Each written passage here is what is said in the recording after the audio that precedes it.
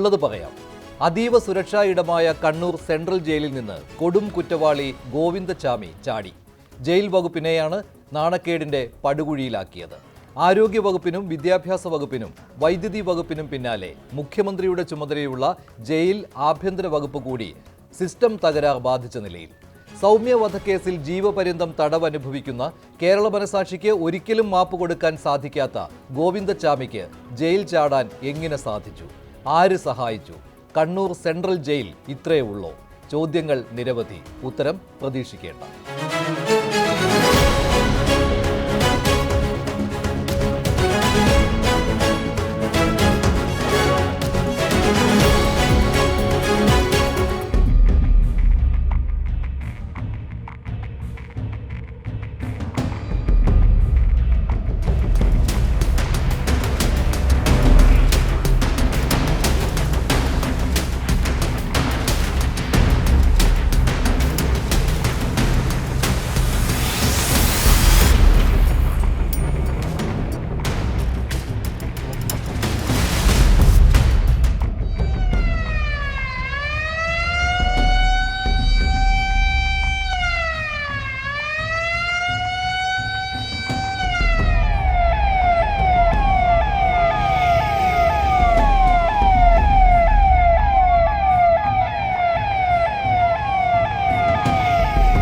വെള്ളിയാഴ്ച പുലർച്ചെ കണ്ണൂർ സെൻട്രൽ ജയിലിലെ വൈദ്യുത വേലിയും മതിലുകളും ഭേദിച്ച് ഗോവിന്ദച്ചാമി ചാടിയ വിവരം ഞെട്ടലോടെയാണ് കേരളം കേട്ടത്.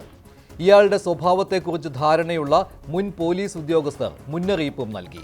സൂക്ഷിക്കുക, ലൈംഗിക വൈകൃതമുള്ള ഇയാൾ എന്തും ചെയ്യാൻ മടിക്കില്ല. ജാഗ്രതയോടെ കണ്ണൂർ നഗരത്തിലും പരിസരങ്ങളിലും ജനങ്ങൾ ഗോവിന്ദച്ചാമിയുടെ വിവരം കിട്ടിയാൽ പോലീസിന് നൽകാൻ തയ്യാറായി. എപ്പോഴാണ് ജയിൽ ചാടിയതെന്ന് പോലും പറയാനാവാതെ ജയിൽ ഉദ്യോഗസ്ഥർ വട്ടം കറങ്ങി. ലോക്കൽ പോലീസ് അറിഞ്ഞത് രാവിലെ 7 മണിക്ക് ശേഷം. മാധ്യമങ്ങളിലൂടെ പോലീസ് വിവരം നൽകി. ഫോട്ടോ പുറത്തുവിട്ടു. CCTV ദൃശ്യങ്ങൾ കിട്ടി. കറുത്ത പാൻസും ഷർട്ടും ഇട്ട് നടന്നു നീങ്ങിയ ഗോവിന്ദച്ചാമിയെ പിന്നീട് മറ്റൊരു ഷർട്ടിലാണ് കണ്ടത്.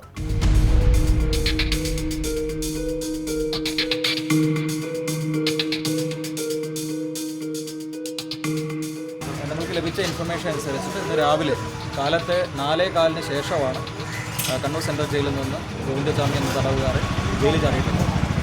4:15 ശേഷം അയാൾ ധരിച്ചിരിക്കുന്നത് ഒരു കറുത്ത ഷർട്ടും കറുത്ത പാൻറ്റുമാണ്. അയാളുടെ ഇപ്പോൾ ഉള്ള രൂപപ്രകൃതിയിൽ ചെറിയൊരു താടിയൊക്കെ ഉള്ള രൂപപ്രകൃതിയാണ്. ഇതിന് ഏറ്റവും പുതിയ ഫോട്ടോഗ്രാഫ്സാണ് ഇപ്പോൾ മീഡിയക്കെല്ലാം തന്നെ സർക്കുലേറ്റ് ചെയ്യുന്നത്. 4:15-നും 6:30-ക്കും ഇടയിലുള്ള ഒരു സമയത്താണ് ജയിലിൽ ചാടിയിട്ടുള്ളതെന്നാണ് നമ്മൾ പ്രാഥമികമായിട്ട് അന്വേഷിച്ചിട്ടുള്ളത്. അതിന് ഭാഗമായിട്ടുള്ള അന്വേഷണം നമ്മൾ തുടങ്ങി.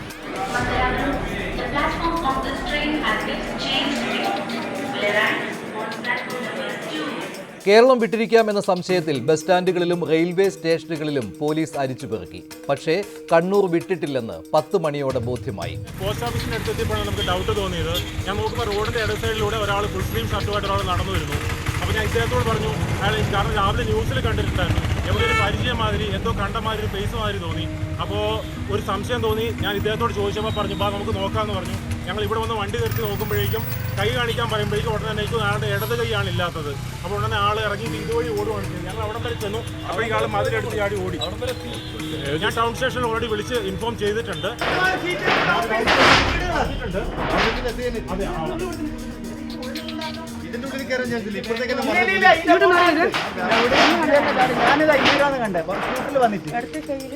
ഇടത്തെ കൈ ഇങ്ങനെ ഭണ്ഡാരം പോലെ കെട്ടിയിട്ട് അതിന്റെ ഉള്ളിൽ കൈ വെച്ചിരുന്നു.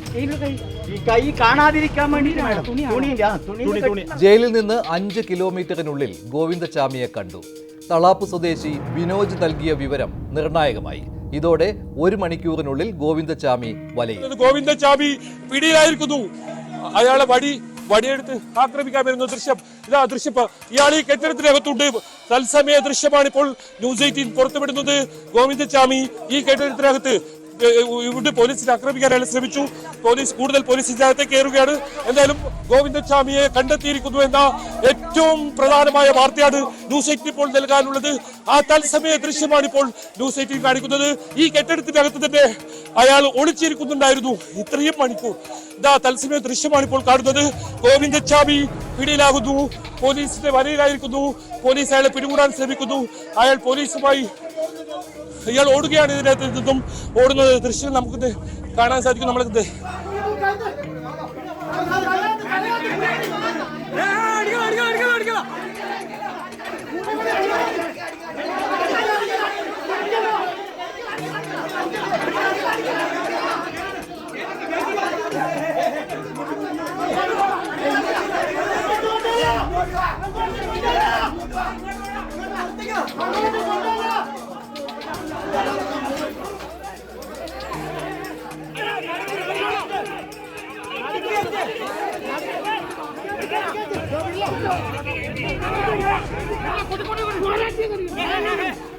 വളരെ അലേർട്ടോടും ജാഗ്രതയോടും കൂടി തന്നെ നമ്മൾക്ക് ഈ പ്രതിയുടെ പിന്നാലെ ഈ പ്രതി പോകാൻ സാധ്യതയുള്ള സ്ഥലങ്ങളെ പറ്റിയിട്ടൊക്കെ മനസ്സിലാക്കാനും അതിനെ പറ്റിയിട്ട് തുടർന്ന് വലിയ രീതിയിലേക്ക് ആൾക്കാരുടെ ഇടയിൽ കൂടി മീഡിയ വഴിയൊക്കെ നാട്ടുകാർക്കിടയിലേക്കും കൂടി ഇൻഫർമേഷൻ നമുക്ക് എത്തിക്കാൻ വേണ്ടി കഴിഞ്ഞതിൻ്റെ ഭാഗമായിട്ടാണ് ഈ പ്രതി ഏത് സമയത്താണ് ജയിലിന് പുറത്തേക്ക് വന്നിരിക്കുന്നതെന്ന് മനസ്സിലാക്കുകയും അതിനുശേഷം ഏറ്റവും സാധ്യമായിട്ടുള്ള സ്ഥലങ്ങളിലൊക്കെ വളരെ ഡീറ്റെയിൽഡ് ആയിട്ടുള്ള സെർച്ച് നമുക്ക് ചെയ്യാൻ വേണ്ടി കഴിഞ്ഞിട്ടുള്ളത്. ആ ഒരു ഡെഡിക്കേറ്റഡ് ആയിട്ടുള്ള എഫേർട്ടിൻ്റെ ഭാഗമായിട്ടാണ് ഈ കഴിഞ്ഞ 3.5 മണിക്കൂർ കൊണ്ട് പ്രതിയെ നമുക്ക് പിടികൂടാൻ പറ്റും.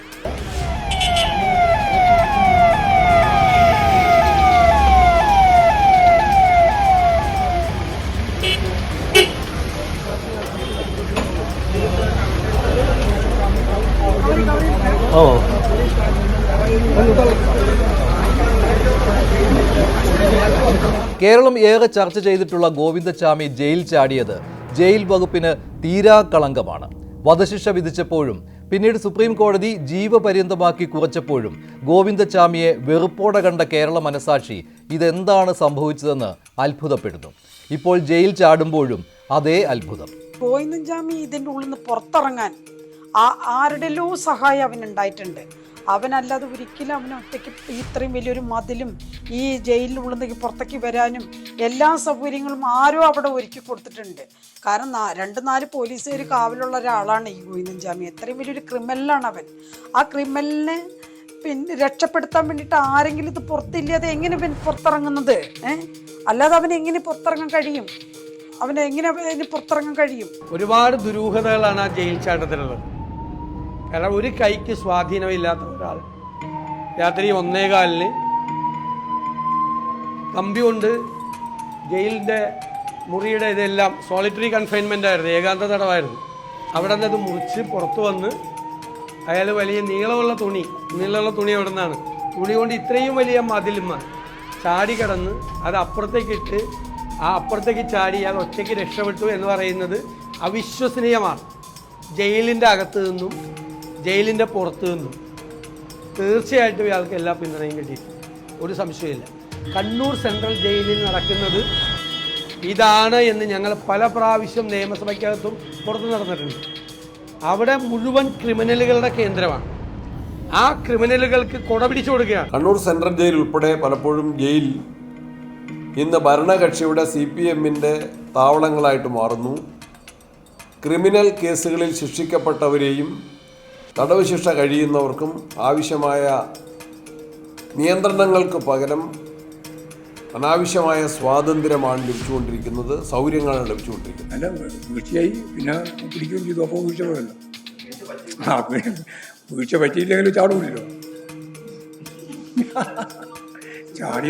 ചാടിയുണ്ടെങ്കിലും വീഴ്ച പറ്റുന്നില്ല എൻ്റെ അർത്ഥം. പിടിച്ചു എന്നുള്ളത് കൊണ്ട് അത്രയേ ഉള്ളൂ എന്നുകൊണ്ട് അത്രയേ ഉള്ളൂ. ഞാൻ പറഞ്ഞത് ഇത്രയും കൃത്യമാണ്. വീഴ്ചയില്ലാതെ ചാടാൻ പറ്റുമോ? ഗോവിന്ദച്ചാമി ചാടി എന്നുള്ളത് സത്യം. ഗോവിന്ദച്ചാമിയെ കുറച്ച് സമയം കഴിയുമ്പോഴേക്ക് പിടിച്ചു എന്നുള്ളതും സത്യം. വീഴ്ചയെല്ലാം പറ്റും, പലപ്പോഴും പറ്റും, പല സംഭവങ്ങളിലും ഉണ്ടായിട്ടുണ്ട്, ഇനിയും പറ്റും. അതൊക്കെ അത്തരത്തിലുണ്ടാകുന്ന സംഭവങ്ങളൊക്കെ വരുമ്പോൾ അതിജാഗ്രതയോടെ അതിനെ കൈകാര്യം ചെയ്തു പോവുക. അതാണ് ഗവൺമെൻറ് ഇപ്പോൾ ചെയ്തത്. ഇനി വിശദീകരണങ്ങളുടെ പെരുമഴയായിരിക്കും. CCTVകൾ പോലും കണ്ണടച്ച നിലയിലായിരിക്കും. ഗോവിന്ദച്ചാമി ചാടിയ സമയവും പോലീസിനെ അറിയിച്ച സമയവുമൊക്കെ ജയിൽ വകുപ്പിനെയും പോലീസിനെയും സംരക്ഷണ വലയത്തിലാക്കാൻ മാറിമറിയും. ഇതെങ്കിലും വീഴ്ച ഉണ്ടോ, പ്ലാനിംഗ് ഉണ്ടോ, അത് DIG prison, DIG jail north മേഖല അവിടെ അന്വേഷണം നടക്കുന്നുണ്ട്. അതിലെല്ലാ കാര്യങ്ങളിലും നമ്മൾ വളരെ വ്യക്തമായി പോയിട്ട് നോക്കിയിട്ട് ആരുടെ ഭാഗം വീഴ്ച ഉണ്ടെങ്കിൽ നെട്പടി മാറും, ആരുടെ ഭാഗം തെറ്റുണ്ടെങ്കിൽ അതിൽ വരുന്ന നെട്പടിയും നമുക്ക് മുന്നോട്ട് ഇത് എങ്ങനെ തടയണം അതിൽ കൃത്യമായി നമ്മുടെ ഒരു നിർദ്ദേശങ്ങൾ അയക്കാം. അതുവേണ്ടി മാത്രമേ എനിക്ക് പറയാനുണ്ട്. ജയിൽ മേധാവി ബൽറാം കുമാർ ഉപാധ്യായ ജയിലിൽ വരാനിരിക്കുന്ന ദിവസം പുലർച്ചെയാണ് ഗോവിന്ദച്ചാമി ചാടിയത്. മോഷണം നടത്തി നാടുവിടാനായിരുന്നു തീരുമാനം. ഇതാണ് ഗോവിന്ദച്ചാമി പറഞ്ഞതെന്ന് പോലീസ്. അതെന്തായാലും 4 ഉദ്യോഗസ്ഥരെ സസ്പെൻഡ് ചെയ്തതിനപ്പുറം ഇനിയൊന്നും കാര്യമായി പ്രതീക്ഷിക്കേണ്ട. കേരളത്തിലെ ജയിലുകളിൽ ഗോവിന്ദച്ചാമിയെ പോലുള്ള ക്രിമിനലുകളുടെ സ്വൈരവിഹാരമാണ്. നാട്ടുകാരുടെ സഹായവും ജാഗ്രതയും ഉണ്ടായതുകൊണ്ട് മാത്രം ഇയാളെ വീണ്ടും അഴിക്കുള്ളിലാക്കാൻ കഴിഞ്ഞു. അല്ലെങ്കിൽ അടുത്ത കുറ്റകൃത്യത്തിലേക്കായിരിക്കും ഇയാളുടെ യാത്ര. അതിനാര് ഉത്തരവാദിത്വമേൽക്കും? ഓരോ വകുപ്പുകൾ പരാജയപ്പെടുമ്പോഴും പരാതി പറയുന്നവരെ കുറ്റം പറയുന്നത് ഇനിയെങ്കിലും നിർത്തണം. വിമർശനത്തെ ഉൾക്കൊള്ളണം. സസ്പെൻഡ് ചെയ്തിട്ടുണ്ട്. തുടർന്നുള്ള നടപടികൾ ഉണ്ടാവും എന്നാണ് ഞാൻ ഉറച്ചു വിശ്വസിക്കുന്നത്. അത് ആഭ്യന്തര വകുപ്പിൻ്റെ വീഴ്ചയായിട്ടൊന്നും കണക്കാക്കേണ്ടതില്ല. ഇവിടെ വന്നിട്ടുള്ള വീഴ്ച സംബന്ധിച്ച് അന്വേഷിച്ച് ആവശ്യമായിട്ട് നടപടികൾ സ്വീകരിക്കുന്നതിൻ്റെ ഭാഗമായി ഇപ്പോൾ ബന്ധപ്പെട്ട ഉദ്യോഗസ്ഥന്മാരെ സസ്പെൻഡ് ചെയ്തിട്ടുണ്ട്. തുടർ നടപടികൾ ഉണ്ടാകും എന്ന് തന്നെയാണ് ഞാൻ ഉറപ്പിക്കുന്നത്. കണ്ണൂർ സെൻട്രൽ ജയിൽ ഉപദേശക സമിതി അംഗം പി ജയരാജൻ പറഞ്ഞതുപോലെ കുതിരവട്ടം മാനസികാരോഗ്യ കേന്ദ്രത്തിലേക്കുള്ള ദൂരം കുറവാണെന്ന് പറഞ്ഞ് വിമർശിക്കുന്നവരെ ഭ്രാന്തന്മാരാക്കുകയല്ല വേണ്ടത്. ജയരാജൻ തിരുത്തുമെന്ന് പ്രതീക്ഷിക്കുന്നുമില്ല.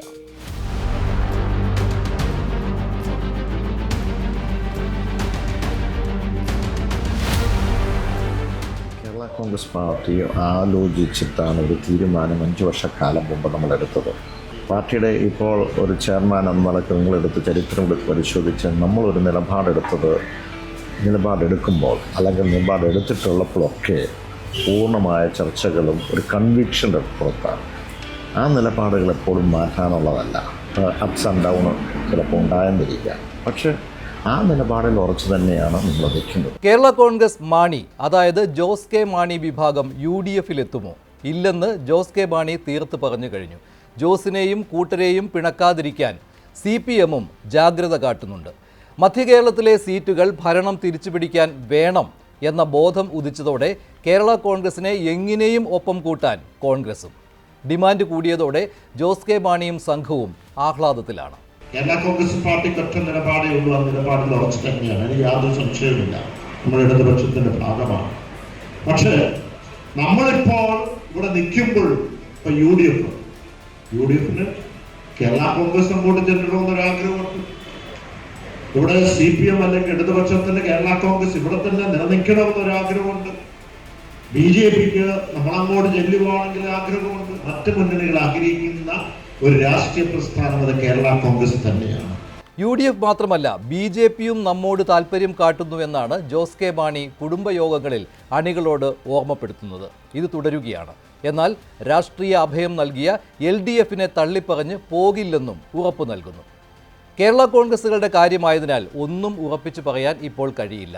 ലയിച്ചതും പിളർന്നതും മുന്നണികൾ മാറിയതുമൊക്കെ ഒന്നുമില്ലെന്ന് പറഞ്ഞൊഴിഞ്ഞതിന് ശേഷമായിരുന്നു.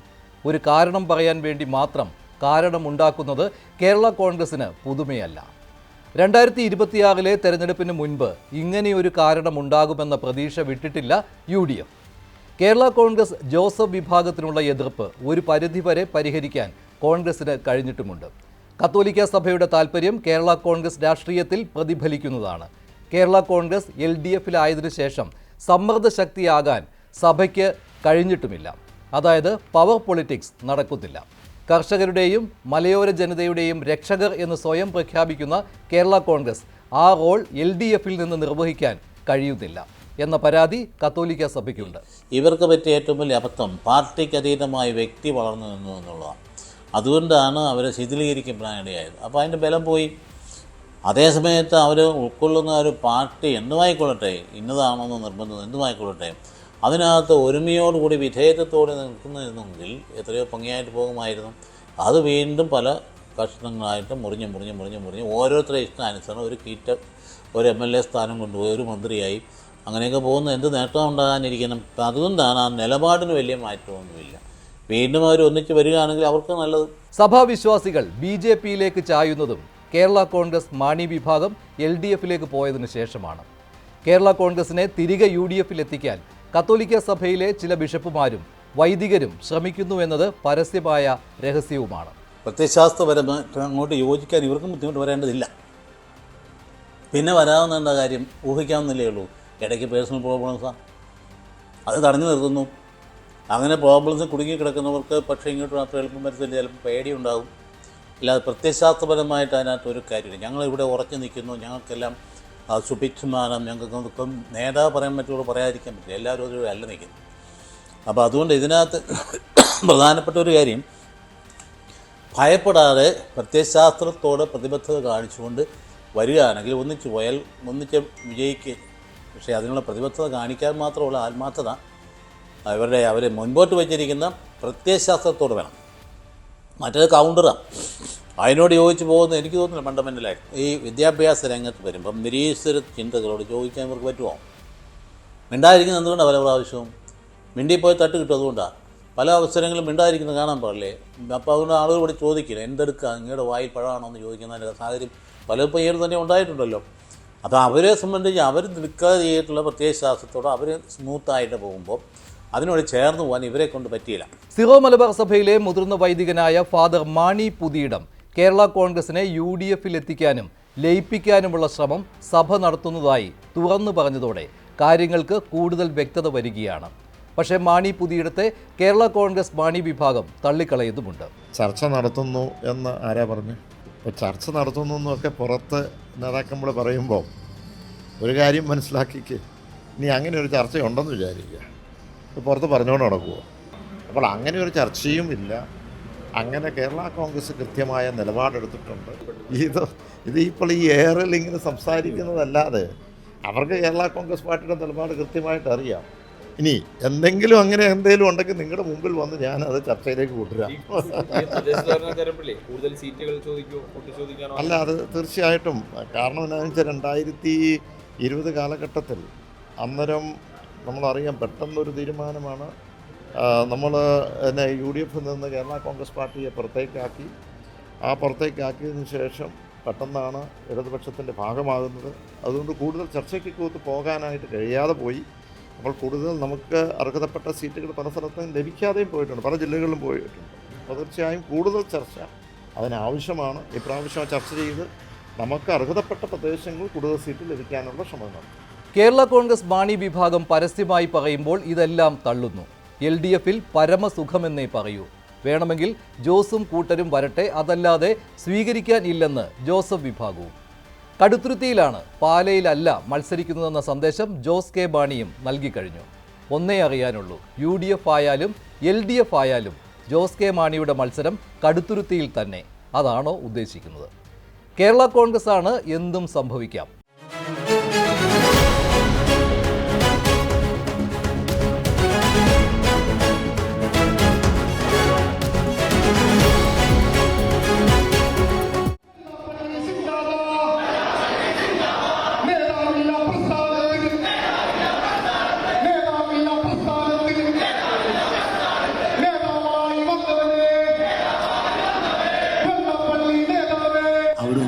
എത്ര സീറ്റിലായി? 18 സീറ്റിൽ ജയിച്ചിട്ടുണ്ട്. 20 സീറ്റ് ഇപ്പോൾ അവർക്കുണ്ട്. ഇപ്പോൾ അനൗൺസ് ചെയ്തിരിക്കുക എത്രയാണ്?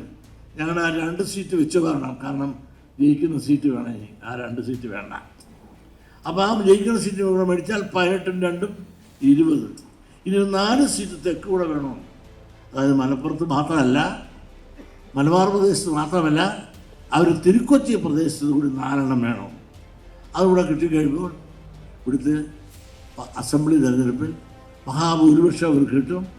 അവർ കേരളം ഭരിക്കും, മുഖ്യമന്ത്രിയാകും. ഇങ്ങനെയുള്ള വളരെ തന്ത്രപൂർവമായ ശ്രമങ്ങളുമായി അവർ മുമ്പോട്ട് വന്നു. വെള്ളാപ്പള്ളി നടേശൻ എന്തു പറഞ്ഞാലും സർക്കാരും CPM-ഉം വെട്ടിലാകും. തള്ളുകയും കൊള്ളാതിരിക്കുകയും വേണം. പിന്തുണച്ചാൽ വർഗീയതയെ പരിപോഷിക്കലാവും. തള്ളിയാൽ വോട്ട് ബാങ്ക് തിരികെ പിടിക്കാനുള്ള തന്ത്രം പാളും. മലപ്പുറത്തെ കാട്ടി ലീഗിനെ ചാരി മുസ്ലിം സമുദായത്തിനെതിരെ സംസാരിച്ചപ്പോൾ മുഖ്യമന്ത്രി അതിനെ ഒരു പാർട്ടിക്കെതിരായ പരാമർശം എന്ന് പറഞ്ഞ് ലഘൂകരിച്ചിരുന്നു. വെള്ളാപ്പള്ളി എന്നിട്ടും വിട്ടിട്ടില്ല. ഇപ്പോൾ കേരളം മുസ്ലിം ഭൂരിപക്ഷ പ്രദേശമാകുമെന്നും അതിനെ നേരിടാൻ ഈഴവർ ശക്തരാകണമെന്നും പറഞ്ഞപ്പോഴും CPM-ന് മൃദു സമീപനം.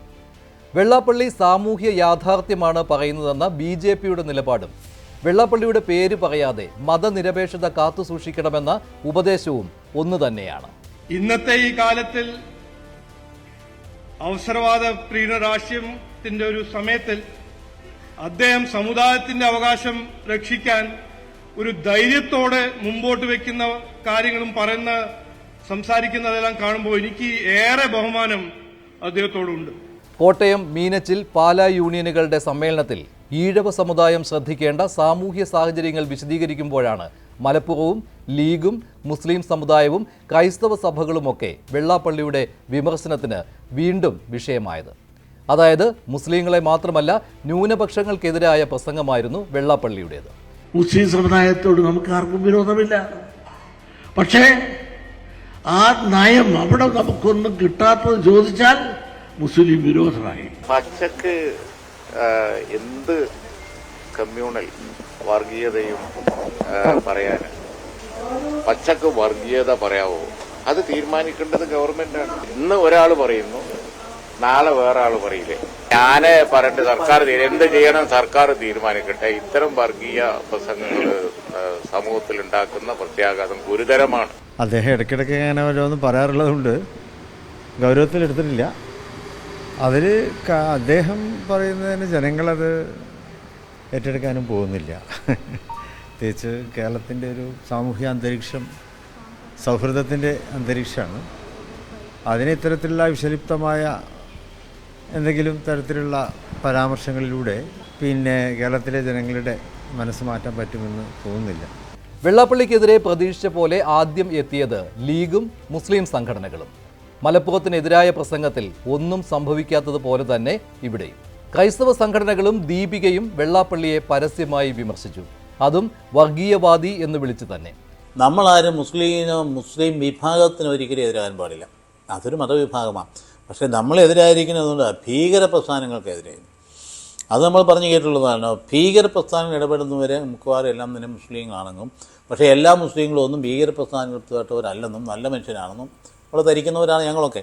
അപ്പം അതുകൊണ്ട് ഒരു മുസ്ലിം എന്ന നിലയിൽ ഒരാളിനെ കണ്ടുകൊണ്ടൊരു പ്രചരിച്ചോടെ കാണുന്നത് ശരിയല്ല. അദ്ദേഹത്തിൻ്റെ അറിവില്ലായ്മ കൊണ്ടോ അല്ലെന്നുണ്ടെങ്കിൽ തെറ്റായ ചില ധാരണകളുടെ പേരിലോ ആയിരിക്കാം ഇങ്ങനെയൊക്കെ അദ്ദേഹം പറയുന്നത്. കാരണം ഇവിടെ ക്രൈസ്തവ സമൂഹം അത് വസ്തുനിഷ്ഠമായിട്ട് പരിശോധിച്ചാൽ എല്ലാവർക്കും അറിയാവുന്നൊരു കാര്യമാണ്.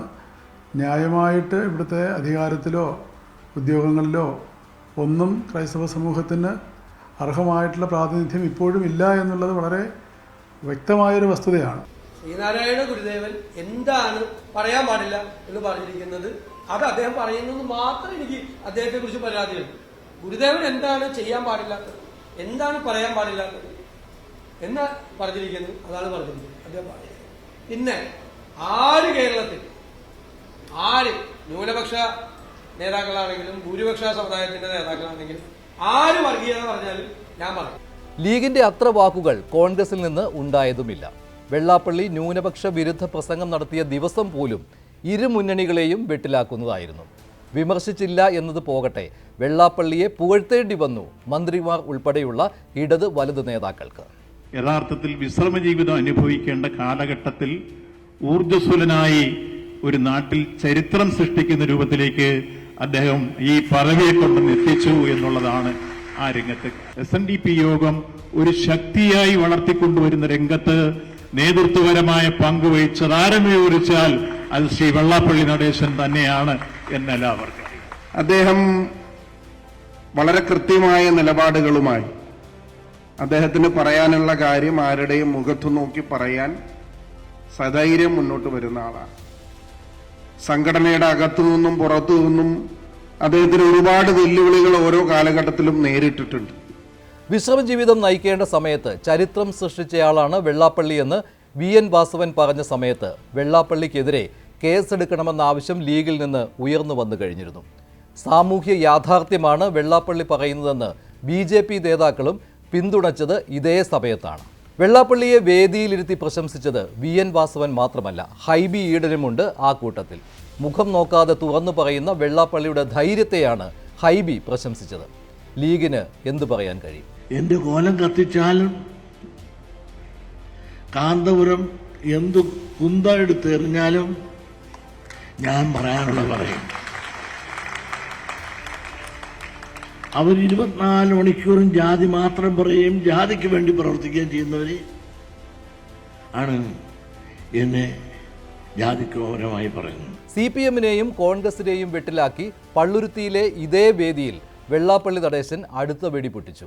കാന്തപുരത്തെയും ഉൾപ്പെടുത്തിയുള്ള വിമർശനം. സംഘടിത ശക്തിയാകുന്ന സമുദായങ്ങൾക്കെതിരെ ഈഴവർ ജാഗ്രത പുലർത്തണമെന്ന മുന്നറിയിപ്പ്. ഞാനുള്ള വേദിയിലല്ല അദ്ദേഹം സംസാരിച്ചത്. ഞാൻ അവിടെ ഉദ്ഘാടനം കഴിഞ്ഞു, ഞാനും ഇവിടെ ഈടനും അപ്പം തന്നെ വേദി വിട്ടു പോകുന്നു. ഞാൻ പോന്നു കഴിഞ്ഞതിന് ശേഷമാണ് അദ്ദേഹത്തിൻ്റെ പ്രസംഗം നടന്നത്. അതുകൊണ്ട് ആ പ്രസംഗത്തെ സംബന്ധിച്ചും പൊതുവിലുള്ള കാര്യത്തെക്കുറിച്ചും പാർട്ടി സെക്രട്ടേറിയറ്റ് ഇന്നലെ തന്നെ സ്റ്റേറ്റ്മെന്റ് കൊടുത്തു. ഞാനോട് ഉൾക്കൊള്ളുന്ന സെക്രട്ടേറിയറ്റിന്റെ സ്റ്റേറ്റ്മെന്റാണ്. താൻ പോയി കഴിഞ്ഞാണ് വെള്ളാപ്പള്ളി ഇങ്ങനെ പറഞ്ഞതെന്ന് വിശദീകരിച്ച് കുഴങ്ങുകയായിരുന്നു മന്ത്രി VN വാസവൻ, തടിയൂരുന്നത് പോലെ. CPMന്റെ സെക്രട്ടേറിയറ്റ് പ്രസ്താവനയിൽ മതനിരപേക്ഷത ഉയർത്തിപ്പിടിക്കണമെന്ന ഉപദേശവും. ശ്രീനാരായണ ഗുരുദേവന്റെ ആശയങ്ങൾ ഉൾക്കൊള്ളുന്ന പ്രസ്ഥാനമായ SNDPയിൽ നിന്ന് സമൂഹം പ്രതീക്ഷിക്കുന്ന കാര്യങ്ങളെക്കുറിച്ച് വർണ്ണനയും. വെള്ളാപ്പള്ളിയുടെ ന്യൂനപക്ഷങ്ങൾക്കെതിരായ പരാമർശങ്ങളെക്കുറിച്ച് മഷിയിട്ട് നോക്കിയാൽ പോലും CPM കുറിപ്പിൽ ഒന്നുമില്ല. BDJS BJP മധുവിധു കാലത്ത് വെള്ളാപ്പള്ളിക്കെതിരെ നിലപാടെടുക്കാൻ മടി കാട്ടാതിരുന്ന CPM സംഘപരിവാർ പാളയത്തിൽ SNDPയെ തളച്ചാൽ ഈഴവ സമുദായം അംഗീകരിക്കില്ലെന്ന് നിലപാടെടുത്തതാണ്. ഇനി അതിലേക്ക് തിരിച്ചു പോകാൻ കഴിയില്ല. ലോക്സഭാ തെരഞ്ഞെടുപ്പിലെ തിരിച്ചടി അത്ര വലുതായിരുന്നു. വെള്ളാപ്പള്ളി പറഞ്ഞുകൊണ്ടിരിക്കുന്നതിനെ മൃദുവായി തള്ളിപ്പറയുന്നത് പോലെ ഭാവിക്കാനേ കഴിയുകയുള്ളൂ. നഷ്ടപ്പെട്ട ഈഴവ സമുദായ വോട്ടുകൾ BJP പാളയത്തിൽ നിന്ന് തിരിച്ചെത്തിക്കണം. ആലപ്പുഴയിലെയും ആറ്റിങ്ങലിലെയും BJP വോട്ട് വർധന CPMന് കുറച്ചേ പറ്റൂ. CPM വെള്ളാപ്പള്ളിയെ കൊണ്ട് പറഞ്ഞു പറയിപ്പിക്കുന്നു എന്ന് പറഞ്ഞ് മുഖ്യമന്ത്രിയുടെ മലപ്പുറം പരാമർശവുമായി കൂട്ടിക്കെട്ടി മുതലെടുക്കാൻ UDFന്റെ ശ്രമവും. വെള്ളാപ്പള്ളി നിർത്താൻ ഭാവമില്ലെങ്കിൽ ഇതൊക്കെ തന്നെ വരും ദിവസങ്ങളിലും ആവർത്തിച്ചു കൊണ്ടിരിക്കും. ഒരു പ്രതിപക്ഷ നേതാവ് ഉണ്ട്, അദ്ദേഹത്തിൻ്റെ പേര് മറന്നുവല്ലോ കിടക്കുന്നത്, VD സതീശൻ. ഇങ്ങനെ കേരളം കണ്ടതിൽ വെച്ചിട്ട് ഒരു പരമ പന്നനെ ഞാൻ കണ്ടിട്ടില്ല. പന്നനെന്ന് തന്നെ ഞാൻ പറയുന്നു. ഒരു പ്രതിപക്ഷ നേതാവെന്ന നിലയിലുള്ള ഒരു മാന്യതയും മര്യാദയും കൊടുത്ത് സംസാരിക്കുന്ന രീതിയുണ്ടോ? ഈ തറ എനിക്ക് വയസ്സ് 88 ഉണ്ട്. പിന്നെ 89ാമത്തിലേക്ക് പ്രവേശിക്കാൻ ഒരു മാസം കൂടിയുള്ളൂ. ഞാൻ ഒരുപാട് രാഷ്ട്രീയക്കാർ കണ്ടിട്ടുണ്ട്. ഇത്തരം തറ പറയുന്നൊരു വീഡിയോ ഞാൻ ജനിച്ചു കണ്ടിട്ടില്ല. ഏതും മാത്രമല്ല, ഒരു ഈഴവ വിരോധിയും കൂടെയാണ്. ഈഴവനെന്ന് പറഞ്ഞാൽ കടിച്ചു കൊല്ലാൻ നടക്കുകയാണ്. നിങ്ങളൊന്ന് ആലോചിച്ച് നോക്ക്, KPCC പ്രസിഡന്റ് ആരായിരുന്നു? സുധാകരൻ, ഒരു ഈഴവനായിരുന്നു. ആ KPCC പ്രസിഡന്റായിട്ടിരിക്കുമ്പോൾ ആ KPCC പ്രസിഡന്റ് എപ്പോഴും കയറി അഭിപ്രായം പറയാം. പിറ്റേ ആ സെക്കൻഡ് അതിനെതിരായിട്ട് വർത്താനം പറഞ്ഞിരിക്കും. പറഞ്ഞ് ആ മനുഷ്യനെ ഒതുക്കിയില്ലേ?